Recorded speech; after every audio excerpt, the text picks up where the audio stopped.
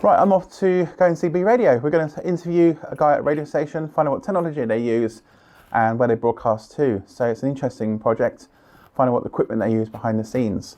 So is it an easy thing? Is it a hard task? We're going to look at their studios, their microphones, see what tech they use and why they use it, and try and get all the techie information out of Roger. So come with me and let's go and be nosy. Right, today we're actually at BRadio office. We're talking to Roger, who runs the BRadio office here in Hampshire, Farnborough, Hampshire, and we're going to talk to him about the technology behind it. Obviously, he's got 30 odd years in the business. Far too many years, Jack. Far too many years. Check the grey hair out there. See. Yeah, exactly. So we're in the radio office here. So it's a new location for you. Brand new location. Yeah, we were in a previous location, but due to circumstances beyond our control, we had to move.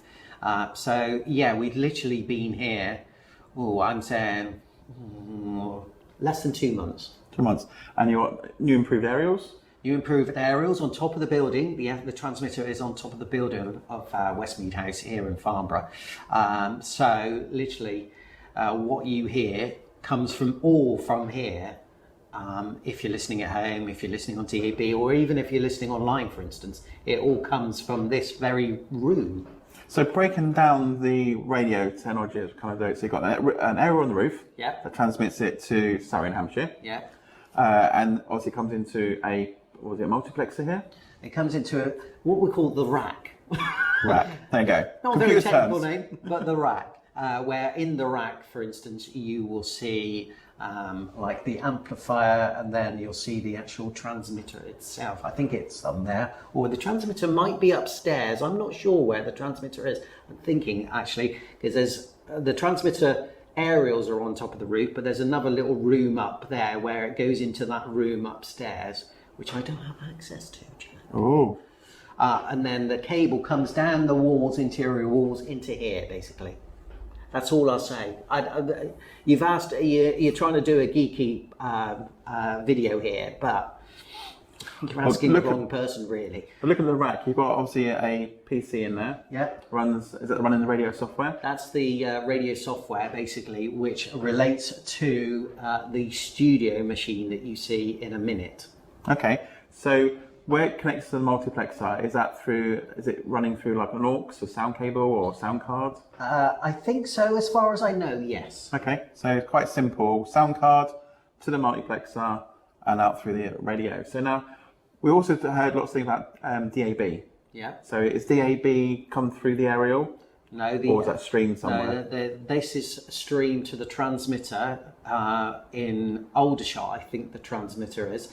It's a small scale DAB license for Farnborough and Aldershot. It's run by the guys at BFBS Aldershot. So they actually own the multiplex. So we kindly asked them permission if they would like another radio station on their multiplex. They kindly agreed to it. We pay them a certain amount of money a month or per year. I'm not sure how much it is. And then they distribute it. So all we do from here is literally stream it to the actual hub of them, and then they have the transmitter wherever it is in Aldershot. Cool. And then also get it over to Alexa and the Google kind of hubs. Is that then streamed over the internet to like tune in? Is it? Yeah. That's how it works and stuff like that. There's probably another server there somewhere or upstairs, where it's used literally for your online, your app, and all those kind of things. I know there's many different little streams coming in to this room somewhere. Cool. And obviously the software now is kind of, you ingest the footage, you'll show bits as you go through, and it's kind of like, is it kind of played, the music's kind of played around it? That is it. Basically, we have a clever software that we don't have to be here all the time doing live broadcasts. We can do live broadcasts from our on-air studio, but we tend to do lots of voice tracking because, one, it's a lot easier, and also it saves a lot of time consuming. For a radio station of this size, for instance, we have to keep it fairly small with our budgets and also our staffing costs and all those kind of things that make up a community radio station, because everything regarding community has to come back into the radio station because it's a community project. As long as you're supporting the community in some sort of way. So how we support the community is through getting small businesses on who possibly have not tried doing advertising before. We don't charge them a huge amount of money, but then that money will come back into the radio station in some shape or form, either if it's to just pay for the equipment to keep it going for another year, for instance. That's one way it comes into the radio station. Also, community radio is obviously supporting the community with trying to get this radio station here, for instance, is aiming at the under 30s. So you try and get as many of those under 30 people to be broadcasters on the air as such. So we are here to train them. So we have a training program in operation as well, where we are here, where I started from. I didn't have community radio back in those days. So I was literally put on the air and hope for the best. So these guys that we have on the air, for instance, are being trained. We're giving them tips and advice. So through all my years of experience, I can say to them, oh, that could have been done a little bit better, or how can you improve that in another kind of way?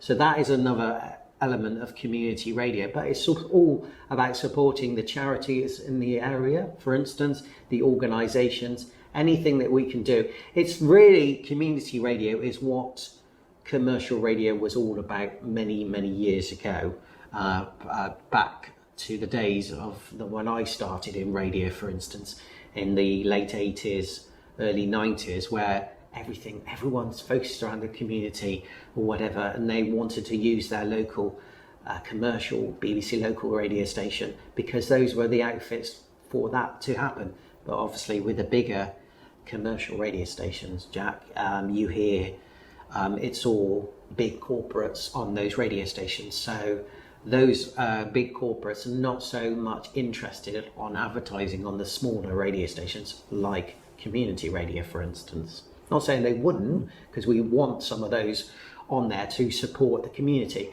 There are a lot of community-focused projects out there which need to be advertised on this radio station, because then it looks like they are supporting their community themselves. Yeah, I mean, radio's changed quite a bit now, so you haven't got people in the office broadcasting all day long, No. and then have a night team. So like saying, voice tracking is quite a common thing now. So you were talking about when you voice track and you slightly don't get your timings right. What happens to the music before and after it? What you can do is you can with the playout system that we have, you can go over a certain amount of seconds per hour, and what it tends to do is it'll shrink some of the songs all the way through the hour, so you do get it at the top of the hour ish. Right, likes his details. Yeah, so it's a very fine line of getting it, so you can be over or you can be under the hour. So does the music slow down or speed up to compensate for the gaps? The playout system that we use here, which is playout 1, doesn't actually speed up the songs. What it tends to do is fade the songs a lot. So, but there's various other radio geeky softwares out there that do speed up the songs, squash some of the songs. They've all got their different ways of doing it nowadays. You're talking about the, because technology is getting quite advanced on what's happening. It's all cloud-based kind of thing. Voice tracking is a new kind of terms as well. But also, the clever bit is the news, because you don't make the news. No, we import the news because as I said, community radio is a very small budget. So what you do is you look at different ways where you can reduce your costs. It's not necessarily saying that this radio station won't have people collating the news at the moment.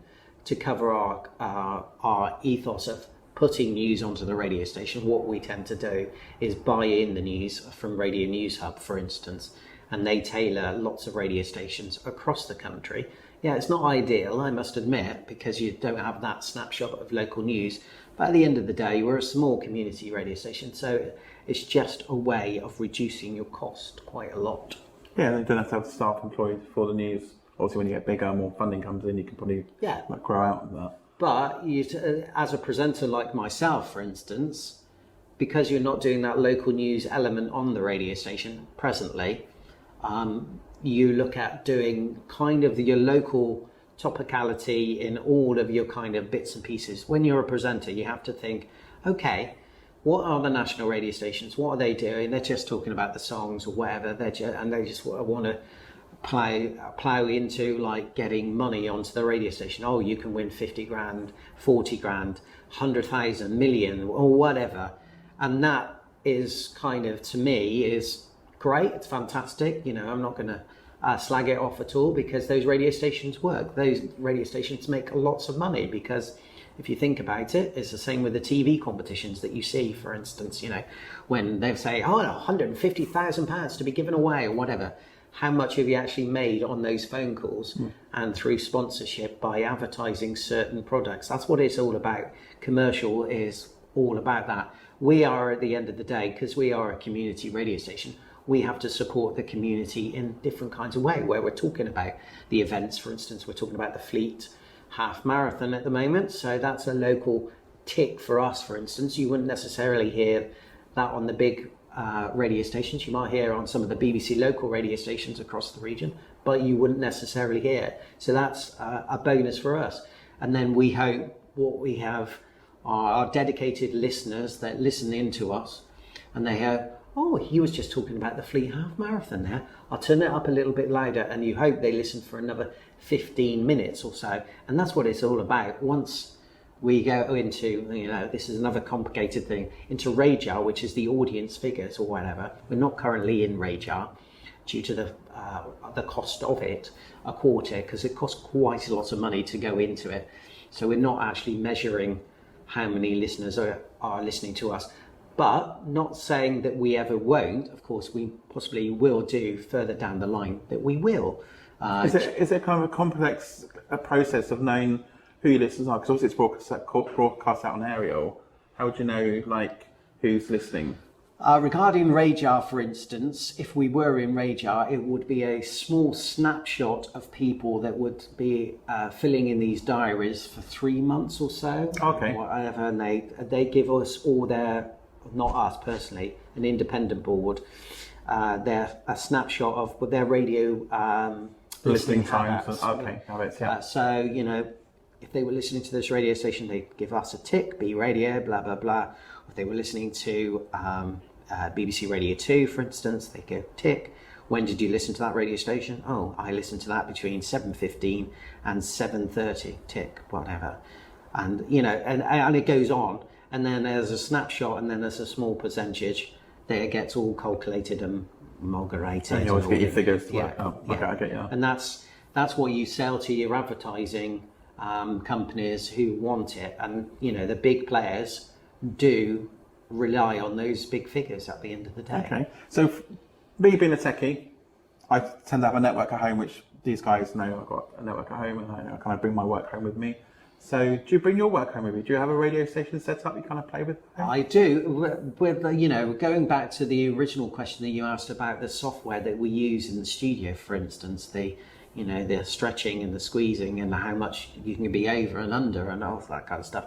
So all that software that you see in the studio is a web-based program. So I have that web-based program. So anywhere I can do the show from, for instance, and it helps when you are asked to do like outside broadcasts, for instance, from a middle of Aldershot, for instance. If we wanted to do the middle of Aldershot, we could go in the car now, take my microphone with me, go into the web browser, as long as you've got internet access, obviously, and you can start doing your show from there, because it's all recorded beforehand with voice tracking, as you said before. So it just makes it so much easier and more accessible. So people, you know, I've known other radio stations where presenters have been in another country, for instance, but they're still broadcasting to this country, for instance.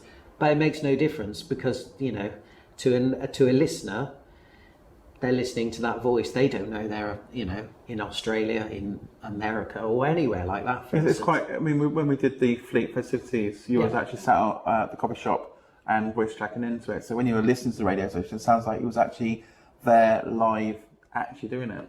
Yeah, as long as you allow, I would say, 10 minutes or so to do the link, so make sure it's uploaded properly to the server and then it'll go out fine and stuff like that. Excellent. Well, thank you very much for joining me today. That's all right. And having a look at the studio here. All right. And we'll probably catch up in maybe a few months' It's time. Anne-Marie and Ciao Adios and Charlie Puth and Light Switch and Halsey and You Should Be Sad. Hello you, just after 12 then. Welcome to Thursday afternoon. How are you this afternoon? Coming up in just a few moments, new music for you from Belters Only. Really, really liking this. It's made me feel good after Juice and Lizzo on BRadio.